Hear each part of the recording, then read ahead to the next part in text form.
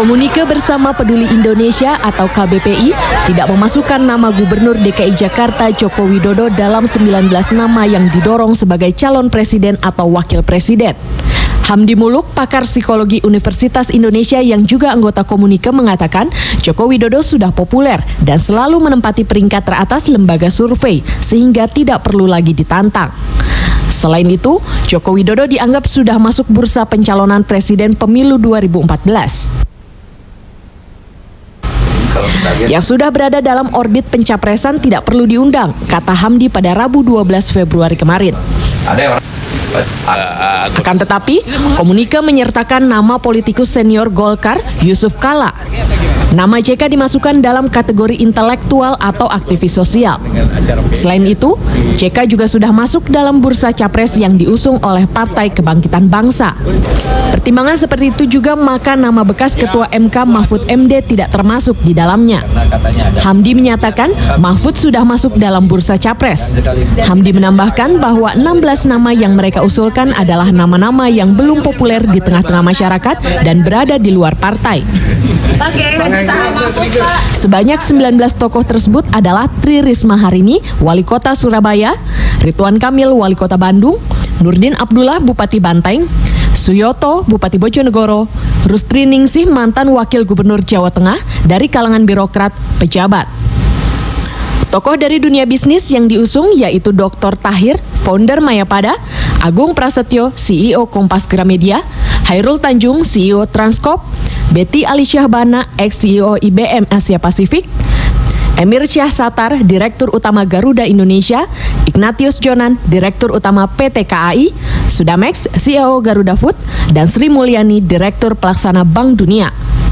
Sedangkan para tokoh pegiat sosial, yakni Yusuf Kala, mantan Wakil Presiden dan Ketua Umum PMI, Tri Mumpuni, Wirausaha Sosial, Khofifah Indar Parawansa, Ketua Umum PP Muslimat NU, serta dari intelektual seperti Imam Prasojo, Faisal Basri, dan Ono W. Purbo.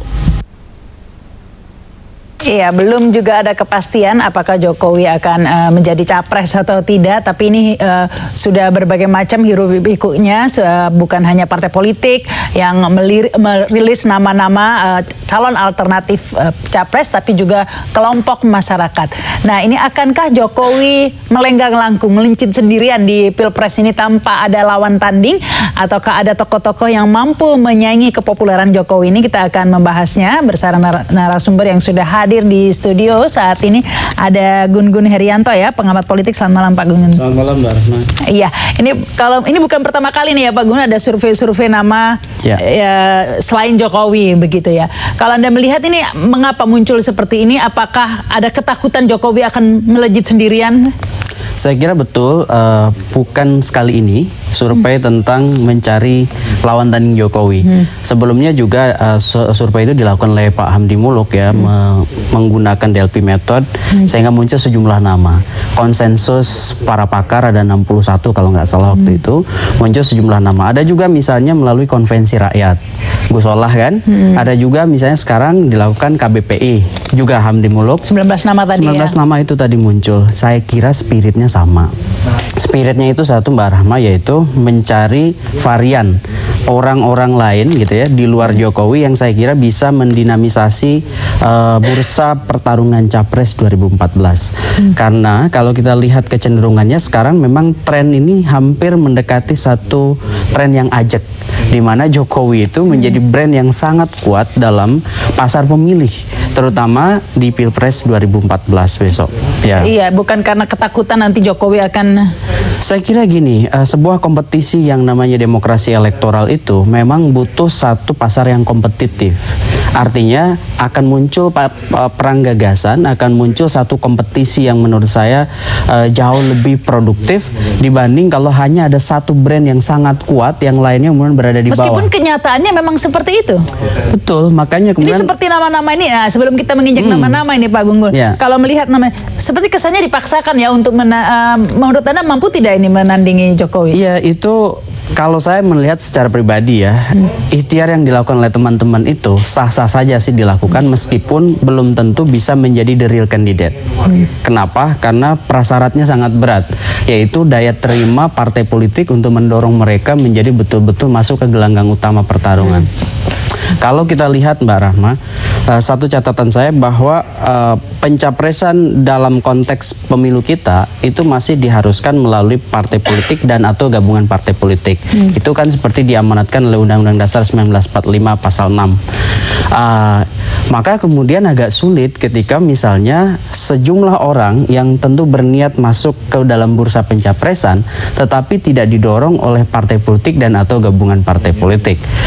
Misalnya taruhlah dari 19 nama tadi ini ingin kemudian melaju karena misalnya punya modal ekonomi, modal sosial trust gitu ya, modal politik misalnya.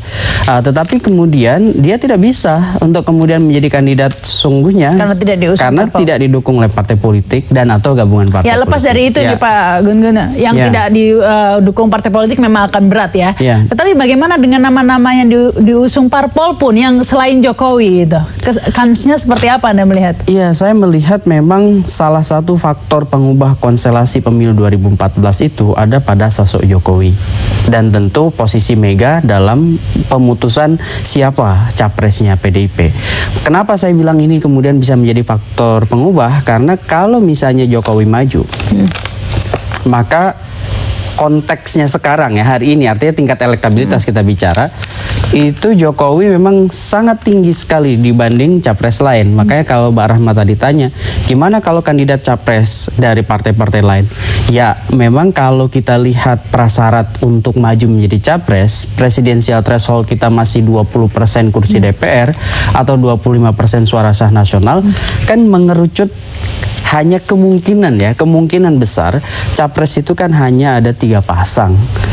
Nah yang berpotensi untuk jadi 3 pasang di slot 3 pasang itu, pasangan pertama adalah pasangannya tentu partai Golkar kalau prediksi saya, yang kedua adalah pasangan PDIP, dan yang ketiga adalah mereka yang mampu meyakinkan sebagian partai papan tengah untuk mendorong capres. Taruhlah Prabowo atau taruhlah Pak Mahfud atau taruhlah Pak JK, kita tentu masih situasinya masih dinamis. Tapi saya melihat dengan prasyarat presidensial threshold itu memang hanya akan ada kurang lebih 3 pasang.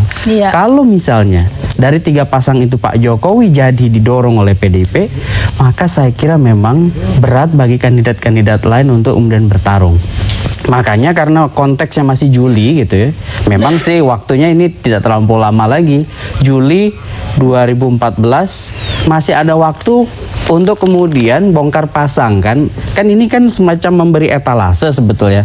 Pak Hamdi Muluk kasih etalase, kemudian konvensi rakyat kasih etalase, termasuk juga KBPI yang 19 nama itu sebetulnya kan mengangkat nama yang sebelumnya tidak pernah punya panggung cukup megah gitu dalam konteks itu diperhatikan oleh halayak. Baik, kita akan lanjutkan lagi nih, kita masih break dulu pemirsa, mencari lawan tanding Jokowi. Akan kembali setelah pesan-pesan berikut ini.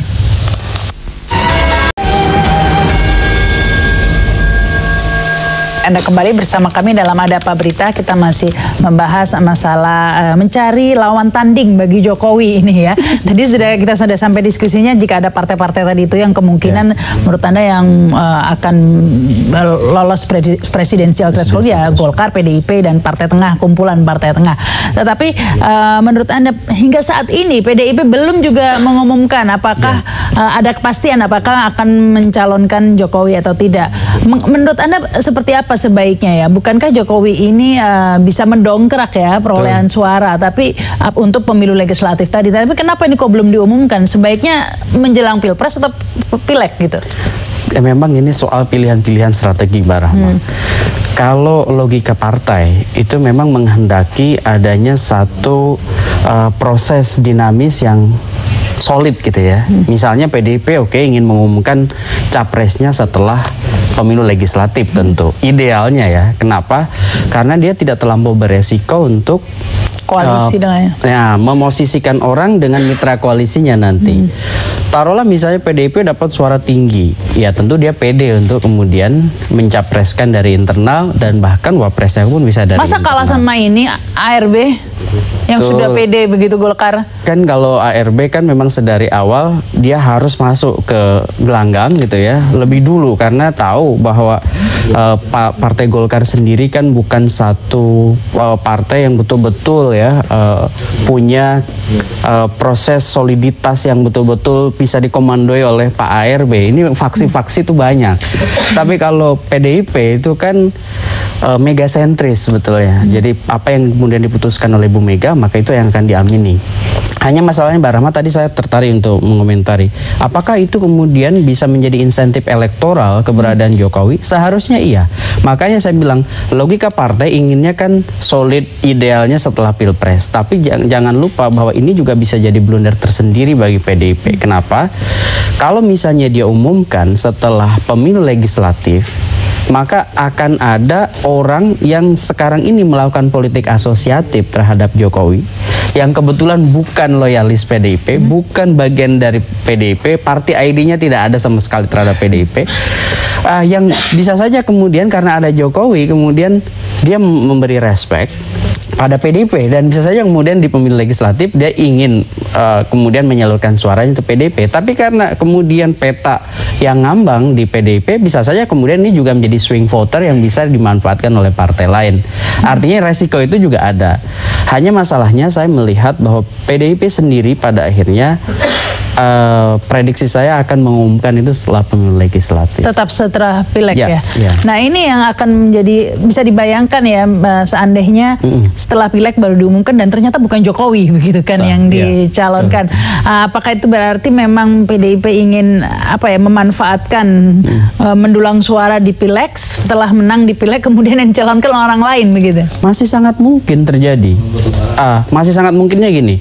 Kalau dia memperoleh misalnya suara sangat tinggi gitu ya, taruhlah di atas 25%, seperti pemilu 99, itu pun rasanya sulit sih. Kemudian kan kita sama-sama tahu Bu Mega juga belum tentu tidak maju. Itu juga harus dibaca oleh orang sebagai sebuah fakta politik. Hanya masalahnya begini, betul bahwa akan ada kekecewaan yang menurut saya lumayan masif pada saat PDIP menang, taruhlah menang ya di pemilu legislatif, kemudian dia mencapreskan bukan Jokowi. Itu saya kira bisa kemudian terjadi juga skenario seperti pemilu 99 di mana PDIP menang di pileg tetapi dia kalah dalam apa namanya menguasai RI 1 gitu. Iya.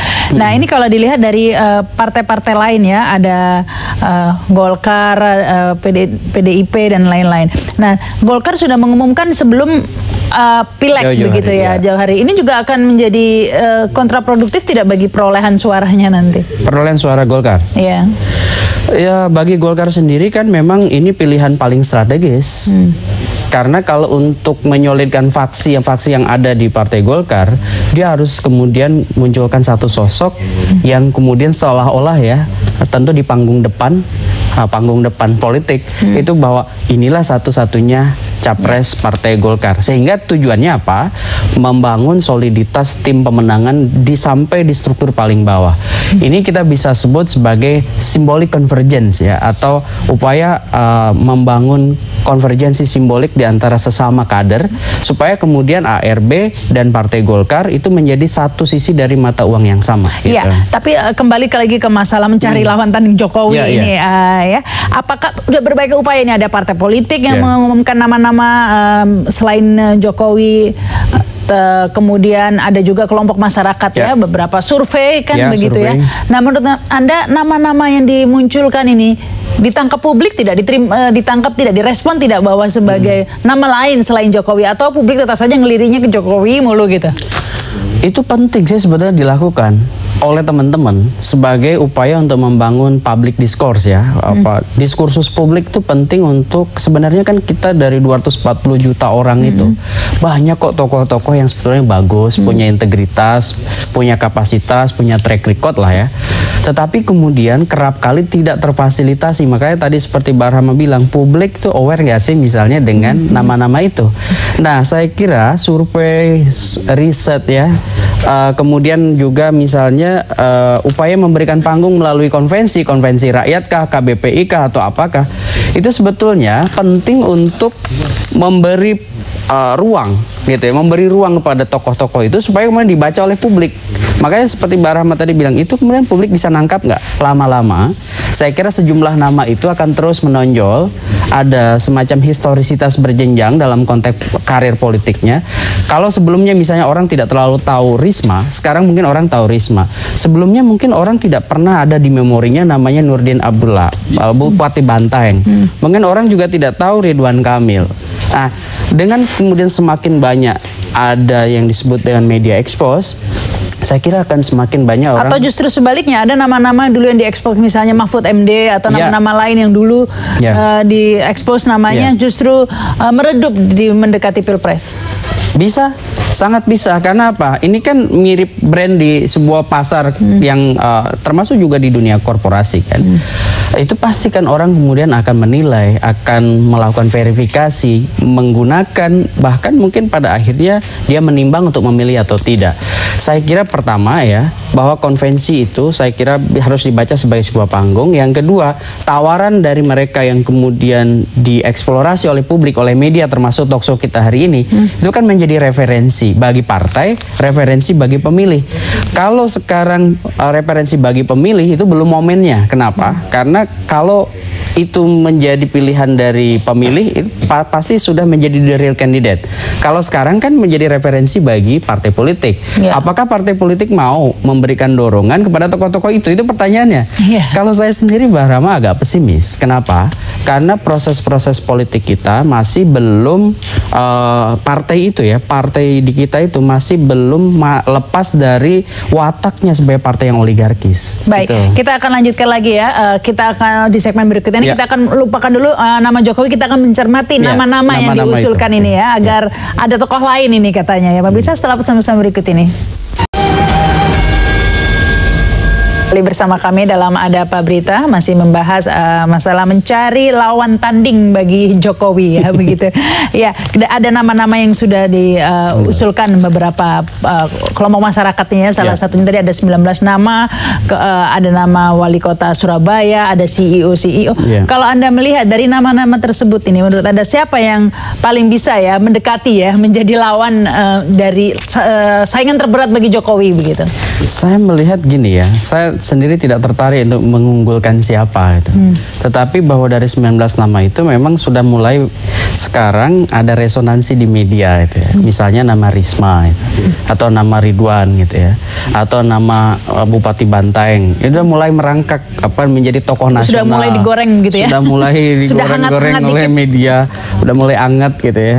Itu sebetulnya fenomena bagus sih. Selama dia kemudian bisa menjaga konsistensi track recordnya, tidak terjebak pada popularity yang sesaat gitu, yang kemudian bisa memosisikan mereka lupa bahwa sebetulnya yang diharapkan orang adalah mereka betul-betul menjadi tokoh transformatif masa mendatang. Menurut Anda apa sih yang bisa meredupnya dari tokoh yang tadinya sudah memanas begitu ya? Kita masih ingat Dahlan Iskan, sempat memanas begitu ya? Saya kira kan gini ya, Mbak Rahma, nama-nama itu kan sekarang seperti ada kanalnya. Nama Pak Dahlan misalnya sudah ada di konvensi, Anies Baswedan sudah ada di konvensi, meskipun nama Anies juga sempat muncul di surveinya Pak Hamdi Muluk itu. Tapi kan kanalnya dia sudah di konvensi. Kemudian ada di konvensi rakyat, misalnya ada nama Yusril, ada Rizal Ramli gitu ya. Oke, kemudian ada di KBPI 19 nama tadi. Jadi ini sebetulnya kalau saya petakan, jadi nanti ada dua gitu ya. Satu, sejumlah nama ini hanya kemudian menjadi capres dalam konteks public discourse atau perbincangan publik. Atau orang sering sebut sebagai capres wacana.